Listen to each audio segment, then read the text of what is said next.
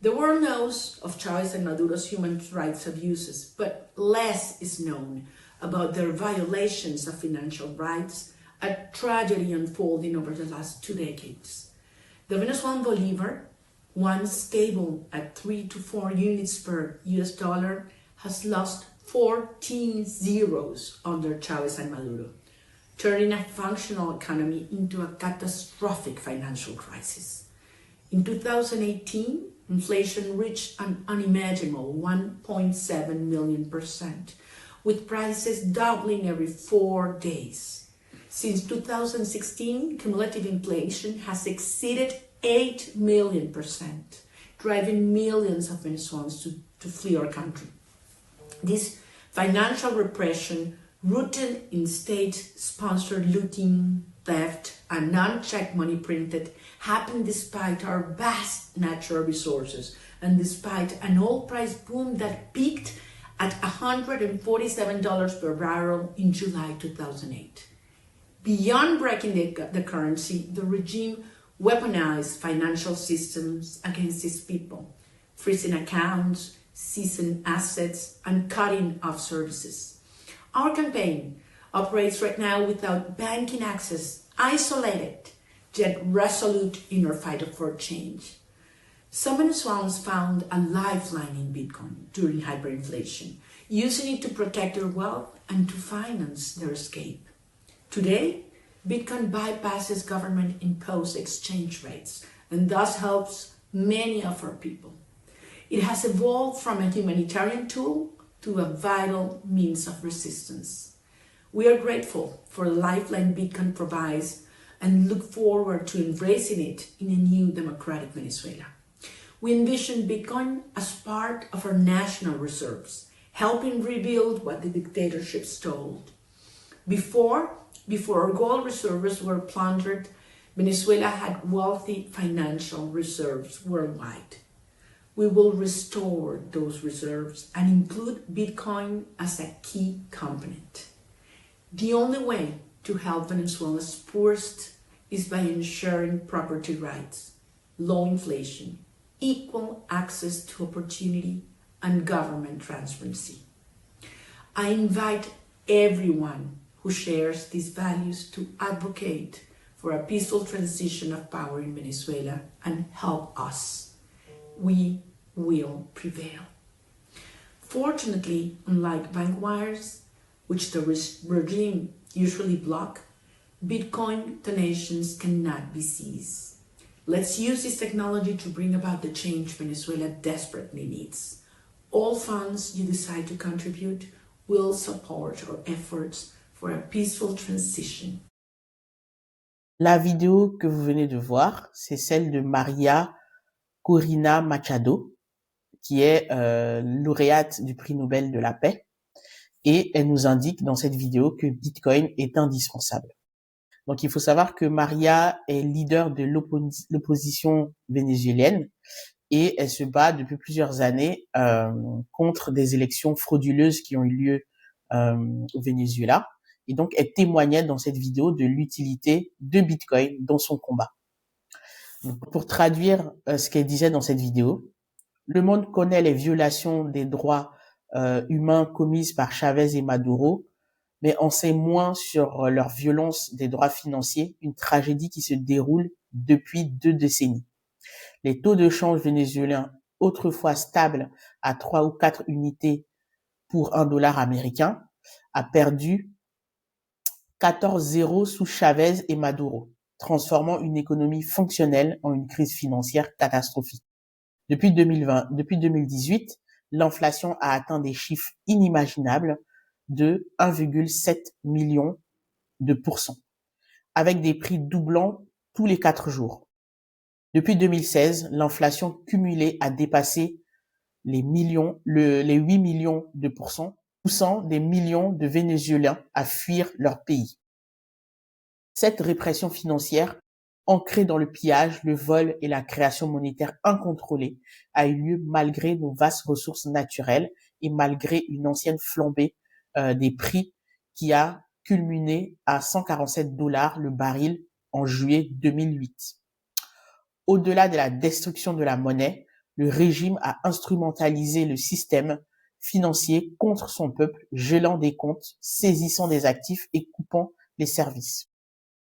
Notre campagne est actuellement menée sans accès aux services bancaires, isolés, mais résolus dans notre lutte pour le changement. Certains Vénézuéliens ont trouvé dans le Bitcoin une bouée de sauvetage pendant l'hyperinflation, l'utilisant pour protéger leurs biens et financer leur fuite. Aujourd'hui, Bitcoin contourne les taux de change imposés par le gouvernement et aide ainsi une grande partie de notre population. D'outil humanitaire, il est devenu un moyen de résistance essentiel. Nous sommes reconnaissants de la bouée de sauvetage que le Bitcoin offre et nous nous réjouissons de l'adopter dans un nouveau Venezuela démocratique. Nous envisageons le Bitcoin comme une partie intégrante de nos réserves nationales, contribuant à la reconstruction de ce que les dictateurs ont volé. Avant le pillage de nos réserves d'or, le Venezuela disposait d'importantes réserves financières dans le monde entier. Nous restaurerons ces réserves et intégrerons le Bitcoin comme un élément clé. La seule façon d'aider les Vénézuéliens modestes est de garantir les droits de propriété, une faible inflation, l'égalité des chances et la transparence gouvernementale. J'invite tous ceux qui partagent ces valeurs à plaider pour une transition pacifique du pouvoir au Venezuela et à nous aider à l'emporter. Heureusement, contrairement aux virements bancaires que le régime bloque habituellement, les dons en Bitcoin ne peuvent être saisis. Utilisons cette technologie pour apporter le changement dont nous avons désespérément besoin. Donc, voilà les mots de la lauréate du prix Nobel de la paix. Bitcoin est un outil de révolution. C'est un outil de liberté, de souveraineté. C'est un outil au secours des populations et c'est également un outil de libération. Donc, en tout cas, ce discours, il montre bien comment Bitcoin peut être utilisé sous toutes ses formes. Bien évidemment, nous, en Europe, on l'utilise beaucoup comme réserve de valeur, outil de paiement. Et il y a des gens, il y a des gens pour qui c'est vraiment une bouée de sauvetage, quelque chose qui les aide à s'en sortir, en fait, de situations compliquées, de l'oppression, d'un gouvernement, par exemple. Voilà. En tout cas, je tenais à partager cette actualité avec vous. Je tenais à partager ce message avec vous parce que très souvent on oublie en fait pourquoi Bitcoin a été créé. C'est avant tout pour ça, pour servir en fait le peuple et pour aider en fait des gens qui sont exclus de facto en fait du système bancaire pour des raisons X ou Y qui peuvent être politiques ou tout simplement parce que ces personnes sont pauvres. Bitcoin permet en fait de restaurer leur humanité. Donc c'est pas un outil qui est dédié au crime, c'est pas un outil qui est dédié à la spéculation, c'est pas un outil qui est dédié au blanchiment d'argent, c'est un outil qui a été créé dans un esprit de souveraineté, dans un esprit de révolution, dans un esprit en fait de liberté des peuples. Voilà. Donc après ces paroles, on va démarrer en fait sur la revue d'actualité de la semaine. Je vous ai pas dit bonjour, je crois. En tout cas, bonjour à tous et bienvenue dans cette revue d'actualité de la semaine. Donc on a démarré en fait par cette actualité sur le prix Nobel. On va passer à d'autres actualités. Hop, je vais partager l'écran. Donc on commence par la banque. Non, je vais commencer plutôt par cette histoire. Donc qui a secoué quand même le marché crypto. Donc ces derniers jours. Donc tout a commencé le vendredi 10 octobre. Donc avec l'annonce en fait une énième escalade en fait sur les tarifs. Donc cette fois c'est la Chine qui a décidé de limiter l'accès aux terres rares en fait par les États-Unis, ce à quoi les États-Unis ont répliqué en fait par toujours les mêmes menaces en fait de Donald Trump d'imposer plus de 100% de droits de douane à la Chine et de les couper aussi des puces d'intelligence artificielle, notamment fournies par Nvidia. Donc ça a entraîné une chute violente des marchés, notamment des marchés crypto, parce que les marchés traditionnels, eux, bon, en tout cas, la baisse, elle a été plutôt contenue. Donc, on était de l'ordre de 3% pour le Nasdaq et 2% en fait pour le S&P 500, si je me souviens bien. Par contre, côté marché crypto, ça a dévissé en fait très fortement. Donc, en 4 jours, on a eu 350 milliards de dollars qui ont été effacés euh, après le coup de semonce en fait de Trump sur la Chine. Donc le marché des cryptos vit une période de turbulence parce que c'est pas fini, c'est encore en cours. Depuis ce vendredi, la capitalisation est tombée à 3700 milliards de dollars ce mercredi, effaçant presque 350 milliards de dollars en 4 jours. Donc le marché peine à se relever de son week-end mouvementé. Les 10 cryptos les plus capitalisés du marché, qui pèsent respectivement plus de 20 milliards de dollars chacune, sont toujours dans le rouge le mardi 14 octobre. Donc, le Bitcoin, il est passé dans les 120 000 à presque 102 000 dollars. Donc, il a perdu presque 3%. Et on a eu des chutes beaucoup plus vertigineuses. On a certaines cryptos qui sont allées jusqu'à même perdre presque 95% de leur valeur. Donc, cet événement, en fait, j'en profite pour rappeler encore une fois parce que ce qui a causé, en fait, cette cascade dans le marché crypto, c'est qu'il y avait beaucoup d'effets de levier. Donc, des gens, en fait, qui ont parié à la baisse ou à la hausse en investissant plus que leur mise de départ, donc en faisant des x2, x3. Donc ça amplifie les gains, mais ça amplifie les pertes. Donc il y a des personnes en fait qui ont perdu tout leur capital parce que tout a été liquidé. Donc c'est-à-dire que les actifs ont été vendus automatiquement en fait par les plateformes parce qu'il y a eu des grosses chutes. Donc ça rappelle encore une fois que tout ce qui est levier, ça ne concerne pas les particuliers. Encore moins en fait certains altcoins en fait de petite capitalisation parce que dans tout ce chaos, Bitcoin a très bien résisté. Donc, pour moi, comme je le conseille toujours pour les particuliers en fait qui veulent mettre un pied dans ce sujet-là ou pour les entreprises qui veulent mettre en place une réserve de valeur sur le long terme, restez sur Bitcoin, ne faites pas de levier, faites du DCA, vous investissez. C'est pas un conseil en investissement, bien évidemment, c'est un partage d'expérience. Donc, investissez de l'argent dont vous n'avez pas besoin en fait dans l'immédiat. Investissez de façon fractionnée et attendez parce que le marché crypto, en tout cas, est un marché qui est très mouvementé, très volatile, et on a aussi en fait ce genre d'événements qui se produisent et ça sera pas le dernier. Et dans ce genre de tempête, en fait, c'est là où on se rend compte que Bitcoin est quand même assez solide et qu'il faut rester en fait sur cet actif et ne pas répondre à l'appel des sirènes des autres crypto-monnaies qui peuvent être beaucoup plus volatiles. Donc, je reviens sur ce par quoi je voulais commencer. C'est la banque de Libac qui a accompagné une première transaction immobilière en cryptoactifs. Donc, je vous mets le lien en description de ma vidéo, enfin du podcast que j'ai tourné avec Bitcoin Immo, où on parle justement de l'utilisation de Bitcoin dans les transactions immobilières. Donc, aujourd'hui, c'est une banque qui met en place un service pour accompagner les professionnels du secteur de l'immobilier afin de leur permettre en fait de réaliser des achats ou des ventes en utilisant des crypto-actifs. Donc, on peut lire ici le message en fait de Alexandre Lebob, qui est le gérant de Delikay. Delikay, en fait, c'est l'entité immobilière de Delibac.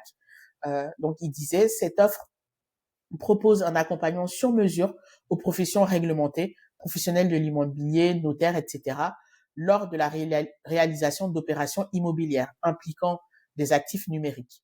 Elle garantit un environnement totalement sécurisé dans un cadre novateur. Donc, en tout cas, la banque de Lubac a toujours prouvé en fait qu'ils étaient assez avant-gardistes sur les sujets autour des cryptoactifs. Et donc, aujourd'hui, ils proposent justement d'accompagner les professionnels de l'immobilier dans la mise en place des transactions immobilières en cryptoactifs. Donc, on ne peut que saluer cette innovation. Donc, ils ont réalisé leur première transaction. Une première transaction vient d'être réalisée dans la région lyonnaise, c'est souvent à Lyon, pour un bien résidentiel locatif pour un montant compris entre 500 000 euros et 1 million. L'acheteur, un particulier, a pu effectuer son paiement de manière hybride, à la fois en fiat, euros, mais aussi en cryptoactifs, Ether, USDC. Et ces derniers représentent environ un tiers du montant engagé. Donc, on est vraiment dans une révolution. Et petit à petit, comme ça, on va voir que Bitcoin et d'autres actifs, d'autres crypto-actifs vont rentrer dans les usages, on va dire, de la finance traditionnelle, y compris dans l'immobilier. Donc, une autre nouvelle qui vient cette fois du côté du Luxembourg. Donc, moi, j'avais parié sur l'Allemagne comme étant le premier pays en Europe à avoir une réserve en Bitcoin. Eh bien, c'est le Luxembourg qui prend les devants en étant le premier pays européen à détenir une réserve en Bitcoin. Donc, le fonds souverain du Luxembourg a investi 9 millions de dollars, environ 1% de son portefeuille de 900 millions, dans un fonds négocié en bourse, donc un ETF. Donc, c'est une première en Europe. Donc, on a le premier pays, enfin, européen à lancer, en tout cas, à se lancer dans la course à l'accumulation au Bitcoin. Ils le font via un ETF, donc j'imagine pour des raisons de sécurité et juste pour tester, en fait, pour voir comment ça peut réagir, en fait, comment ça peut avoir un impact sur leur portefeuille. Donc, c'est assez intéressant. Et là, en fait, on sent bien qu'il y a un frémissement côté Europe. Et donc, je pense qu'il y aura un effet domino et on aura comme ça d'autres États aussi qui vont mettre un tout petit peu de leur fonds souverain dans l'un des actifs qui a le plus fonctionné ces 15 dernières années. Et je pense que cette nouvelle a peut-être inspiré l'autre nouvelle que je veux vous partager, mais on ne sait pas, c'est juste de la pure spéculation, en tout cas là pour le coup. Mais en fait, on apprend par The Big Whale que Amundi, l'un des plus grands gestionnaires en fait en Europe, se lance enfin dans le Bitcoin. Donc Grégory Raymond nous indiquait, après avoir longtemps observé l'ouragan BlackRock de loin, tu m'étonnes, le géant européen de la gestion d'actifs franchit le pas. Donc selon nos informations, Amundi prépare le lancement de ses premiers ETN Bitcoin début 2026, l'équivalent européen des ETF américains. Donc ça, c'est vraiment une très grande nouvelle. Ça veut dire qu'on aura, c'est une grande nouvelle parce que Amundi, c'est quand même en fait un grand gestionnaire qui a, comme l'indiquait ici, presque 2000 milliards en fait d'euros sous gestion. Donc, il va devenir l'un des premiers poids lourds en fait européens à se lancer dans un ETF en fait sur Bitcoin. Donc ça, c'est assez énorme parce que dernièrement, en tout cas, BlackRock, lorsqu'ils ont fait leur publication de résultats trimestriels, ils ont indiqué quand même que leur ETF Bitcoin a été l'une de leurs plus grosses réussites de lancement. Donc, un émetteur comme Amundi ne pouvait pas rester en reste, surtout que l'ETF de BlackRock, ils ont commencé à lancer eux aussi des ETN en Europe.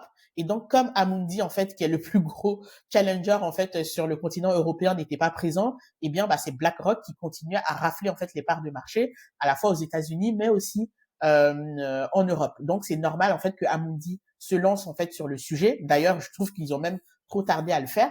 Donc, la conséquence de ça, c'est qu'on pourrait peut-être avoir, en fait, des ETN au sein des assurances vie enfin, ou peut-être pourquoi pas un jour au sein d'un PEA. Donc, en tout cas, pour moi, c'est une bonne nouvelle pour les personnes qui préfèrent acheter des crypto-monnaies via des ETF ou ce genre de choses, même si moi, je suis vraiment partisan de tout ce qui est self-custody. Mais en fait, ça permettra aux gens de s'exposer aux crypto-monnaies via, on va dire, des enveloppes un peu plus réglementées qui proposent des avantages fiscaux comme les assurances vie et autres. Bon, pour l'instant, on n'y est pas, mais ça pourrait entrouvrir la porte en fait pour ce type de placement. Donc, en 20 mois, ce qu'il disait Grégory Raymond, c'est que iBit est devenu le produit le plus rentable de BlackRock. Donc, c'est normal que Amundi aussi cherche à récupérer ses parts du gâteau. Donc, j'en profite pour rappeler qu'il est déjà possible de s'exposer à des ETN ou des ETF crypto en étant en France. Boursorama, par exemple, le propose. Et il me semble que c'est proposé sur d'autres plateformes, en fait, telles que Degiro ou eToro, je sais plus. Mais en tout cas, il est déjà possible, en fait, aux acteurs européens de s'exposer à ça via un compte titre. Mais en tout cas, avec Amundi, pourquoi pas en fait l'avoir dans un PEA ou peut-être dans une assurance vie. En tout cas, c'est une actualité très intéressante à suivre. Autre géant qui se lance dans le sujet, eh bien c'est American Express. Donc on les avait pas beaucoup entendus. Hein. On entend Visa, Mastercard, PayPal, Stripe et tout ça. Et maintenant en fait, c'est American Express qui s'associe avec Coinbase pour lancer une carte avec un cashback en Bitcoin. Donc Coinbase s'apprête à lancer une nouvelle carte American Express aux États-Unis cet automne, présentant des données hexadécimales du bloc Genesis de Bitcoin en hommage aux origines de la crypto-monnaie. C'est quand même ouf d'avoir ça. Disponible exclusivement pour les abonnés Coinbase One, la carte offre jusqu'à 4% de cashback en Bitcoin, ajustable en fonction des avoirs en actif. Donc ça, c'est quand même assez énorme d'avoir une carte. Même en fait, ils rentrent aussi en fait, c'est pas juste proposer, on va dire un support financier, mais ils entrent aussi en fait dans la culture en fait de Bitcoin en proposant en fait une carte à l'effigie en fait, en rappelant l'histoire en fait avec le bloc Genesis. Donc c'est assez intéressant. Donc Mastercard était le grand absent en fait de ce sujet parmi les acteurs de paiement. Eh bien entre aussi dans la danse. En parlant de paiement, vous savez bien que c'est mon truc sur cette chaîne. Donc, on a 150 000 commerçants sud-africains qui acceptent désormais le Bitcoin par l'intégration de Lightning Network via Skype to Pay. C'est quand même énorme. Donc, moi, je pense que vraiment la révolution aussi, elle va venir en fait de là. Donc, des pays du Sud qui, on va dire, ont des systèmes financiers qui peut-être sont moins exposés en fait à l'international. Donc, eux, ils comprennent en fait l'intérêt de Bitcoin. Donc, imaginez pour ces commerçants pouvoir recevoir en fait des paiements de gens qui viennent de l'étranger de façon internationale sans que ces personnes n'aient en fait à subir des frais de change et ils ont directement accès à une monnaie internationale qui est échangeable partout dans le monde. Donc c'est vraiment énorme en fait pour un commerçant. Donc j'imagine que pour ces commerçants ça va faire toute la différence. Donc on voit que en fait l'Afrique du Sud est quand même assez avancée dans l'utilisation du Bitcoin sur son territoire. Il y a quelques semaines de ça, je vous partageais une actualité sur le fait que on risque d'avoir la première Bitcoin Treasury Company du continent africain qui vient d'Afrique du Sud parce qu'il y avait une compagnie qui avait commencé à accumuler du Bitcoin, une compagnie cotée en bourse qui avait commencé à accumuler du Bitcoin en trésorerie. Donc là aussi, avec cette actualité, on voit que le Bitcoin en fait se développe sur ce pays. Machankura en fait qui est un portefeuille qui permet d'utiliser, d'envoyer et recevoir du Bitcoin sans passer par Internet vient d'Afrique du Sud. Donc, en tout cas, c'est un pays où, en fait, il y a des choses qui se passent et je suis très contente pour ces 6500 commerçants qui vont pouvoir accéder à un marché international grâce à Bitcoin et, on va dire, à un moyen de paiement, une monnaie forte qui pourra aussi, en fait, être utilisée à la fois comme moyen de paiement, mais comme aussi réserve. Donc d'autres pays en fait qui sont avancés, hein, donc c'est les Émirats Arabes Unis et Dubaï, en tout cas tout le Golfe. Donc l'aéroport de Dubaï proposera bientôt les achats en crypto-monnaie. Donc un pas de plus vers les crypto-monnaies, les Émirats Arabes Unis ont signé une déclaration d'accord afin que les visiteurs de l'aéroport de Dubaï voyageant avec la compagnie Émirats puissent effectuer des paiements en crypto-monnaie. Cette nouveauté s'appuiera sur crypto.com. Donc voilà, encore en fait un pays qui prend les devants parce qu'il y a on va dire, il y a des parts de marché à capter. Il y a en fait du business à faire tout simplement. Les entreprises, les pays en fait qui sont pionniers en fait sur le sujet vont comme ça capter en fait les personnes qui sont prêtes à payer en crypto-monnaie. Ça représente 850 millions de personnes à travers le monde. En France, c'est 10% de la population. En Europe, c'est 200 millions de personnes. Donc, les entreprises ont tout intérêt à s'y mettre, à accepter les paiements en Bitcoin, à accepter les paiements en stablecoin pour pouvoir se démarquer et tout simplement attirer une nouvelle clientèle. Donc, il y a des personnes à qui on n'a pas besoin de l'expliquer. Il y en a à qui il faut faire, en fait, un cours magistral. En tout cas, moi, je voulais partager aussi avec vous un de mes clients, donc qui c'est une imprimerie à Paris, donc Paris 11e, donc We Love Daring, qui accepte maintenant les paiements en Bitcoin. Donc, vous pouvez, avec votre portefeuille Lightning Network, vous rendre dans cette imprimerie pour tous vos travaux en fait d'impression, que ce soit pour des petits travaux ou pour des gros. Vous pouvez en fait les contacter et payer en Bitcoin chez eux. Ils ont eu aussi un article en fait dans Bitcoin Magazine. Donc imaginez en fait pour un commerçant, non seulement il a de la visibilité, mais il peut aussi capter cette clientèle en fait qui veut payer en Bitcoin. Donc il a été mis en lumière en fait par le magazine Bitcoin.fr. Je les en remercie beaucoup. Donc il y a un article en fait qui indique ses coordonnées, ses horaires d'ouverture. Donc voilà, il est mis en lumière auprès de la communauté en fait de Bitcoin. C'est aussi ce qui est intéressant quand on accepte ce nouveau mode de paiement. Et en fait, le plus intéressant encore, c'est qu'il est présent sur la map en fait qui recense tous les commerçants qui acceptent les paiements Bitcoin. Donc il est présent sur BTC Map. Donc ça lui permet d'être en visibilité auprès en fait des Bitcoiners qui veulent dépenser leur Bitcoin, qui cherchent des endroits où ils pourront payer comme ça en Bitcoin. Donc We Love Daring est présent sur la map Bitcoin. Donc comme on peut le voir, cette map elle est hyper intéressante pour les commerçants.